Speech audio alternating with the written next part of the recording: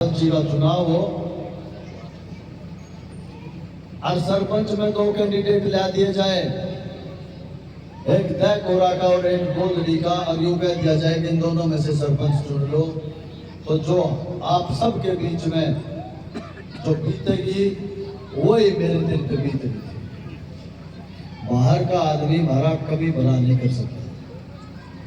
और ये हमारी वो सीट नहीं कि जो बाहर के कैंडिडेट जीत जाते हैं, जैसे कालका है, कुरुक्षेत्र है या करनाल का है। बाहर के आदमी को तो हमने कभी बर्दाश्त नहीं किया। बाहर का एक बार नारा लगा था जब चौधरी देवीलाल जी सीकर से और रोहतक से दोनों लोकसभाओं से जीते थे, और उन्होंने सीकर ना इस्तीफा देके रोहतक से इस्तीफा दे दिया था। और उस बाहर के नारे ने ऐसा काम किया था कि चौधरी देवीलाल उसके बाद के रोहतक से लड़े हुए तीनों चुनाव हार गए थे।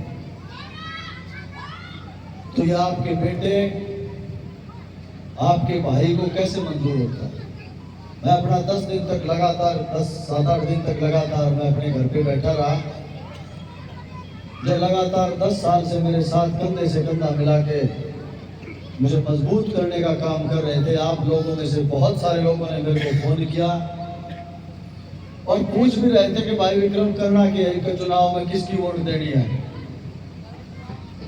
मैं थोड़ा सा टालता रहा कि मगर कोई बात नहीं, देखेंगे, बतावांगे, फैसला करेंगे आराम से। और जब नॉमिनेशन भी हो लिया सबका, मेरे को नॉमिनेशन में भी जाने के लिए बोला पार्टी के कद्दावर नेताओं ने, तो 10-11 तारीख आई तो उसके बाद सीएम हाउस से भी फोन आने लगे, प्रदेश अध्यक्ष के फोन आने लगे, प्रदेश प्रभारी के फोन आने लगे कि आपने चुनाव में लड़ना है। 2-4 बार मना करा, फिर मैं थक गया कि मैं मेरे बस की नहीं है ये मना करना। 14 तारीख की शाम को एक मैंने वीडियो जारी करते हुए, एक मैसेज जारी करते हुए भारतीय जनता पार्टी के सभी जिम्मेदारियों से और प्राथमिक सदस्यता से भी मैंने इस्तीफा दिया।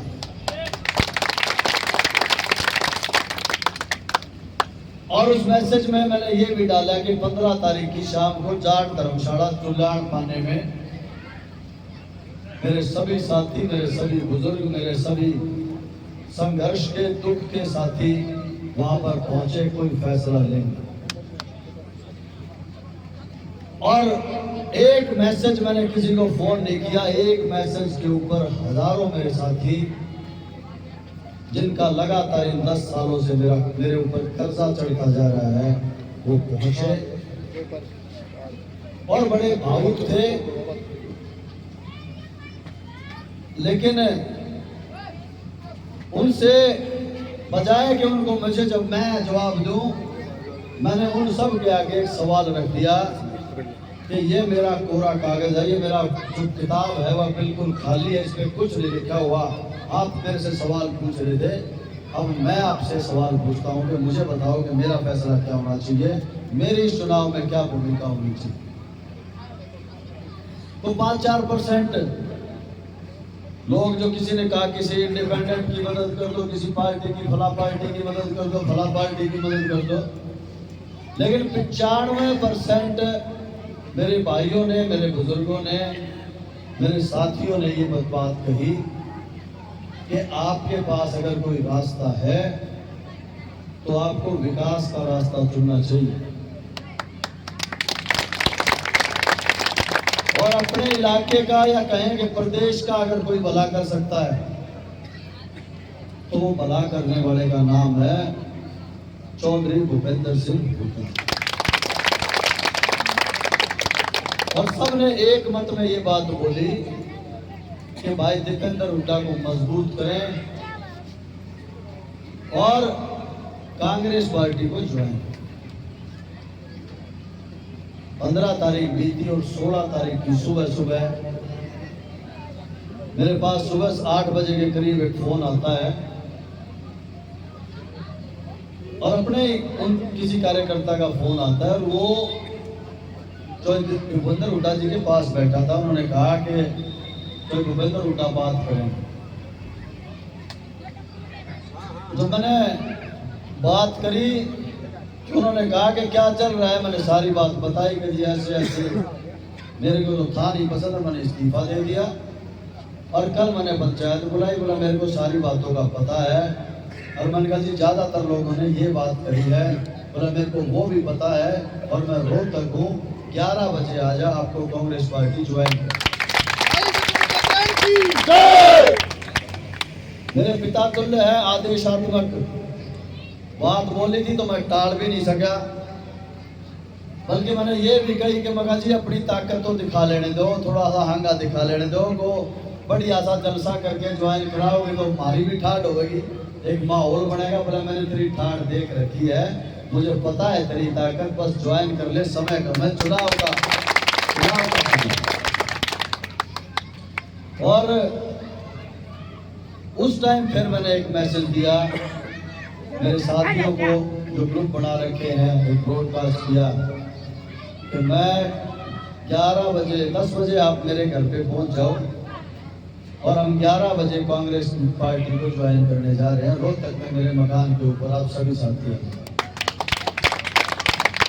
अब मुझे नहीं पता, देखो ये कर्जे बार बार चढ़ते भी जा रहे हैं, मुझे नहीं पता कितने एक्टिव आप सब सोशल मीडिया पे, फेसबुक पर भी नहीं डाला था, व्हाट्सएप पर डाला था। हजारों आदमी, 1000 से भी ज्यादा आदमी मेरे मकान के ऊपर उस टाइम पे पहुंचे। 10:30 बजे के करीब हजारों आदमी मेरे मकान पर थे और हम वहाँ, अब इस चीज का अंदाजा लगा सकते हो कि जब हम वहाँ कोठी के ऊपर जा रहे थे तो डी पार्क पे कोठी है उनकी, और हमने मेडिकल मोड़ पे उतरना पड़ गया था, हम पैदल गए थे सारे, हमने ना तो जगह मिली, वहाँ पे गाड़ियाँ जाम लग गया रोहतक के अंदर। और इस बीच हमने एक लिस्ट भी बना ली थी और उस ज्वाइनिंग के अंदर 26-27 सरपंच, 15-16 पूर्व सरपंच, हमारे चेयरमैन बैठे प्रशांत काद्यान, नगर पालिका के पूर्व चेयरमैन निर्भय काद्यान जो भी हमारे बीच में शामिल है, कलूराम मास्टर जी, सूरजमल शर्मा जी, धर्मवीर बसाओ जी, ये सारे जितने भी लोक समिति के करीब पूर्व और जो करंट वाले हैं वो 40 ऐसे सदस्य थे। पूर्व पार्षद जय भगवान मास्टर जी भी उस बीच में हमें थे, बहुत सारे पूर्व सरपंच थे और 60-70 जो थे पार्टी के पदाधिकारी थे। हम सब ने करीब 125 की लिस्ट थी वो ज्वाइन करने का चौधरी भूपेंद्र सिंह हुड्डा जी ने स्वयं पटका पहना के मेरे को कांग्रेस पार्टी ज्वाइन की। लेकिन एक असमंजस को की बात लंबी हो नहीं पाई थी, ये जरूर था। वहीं मैंने स्टेज के ऊपर माइक पर जब मेरा मौका मिला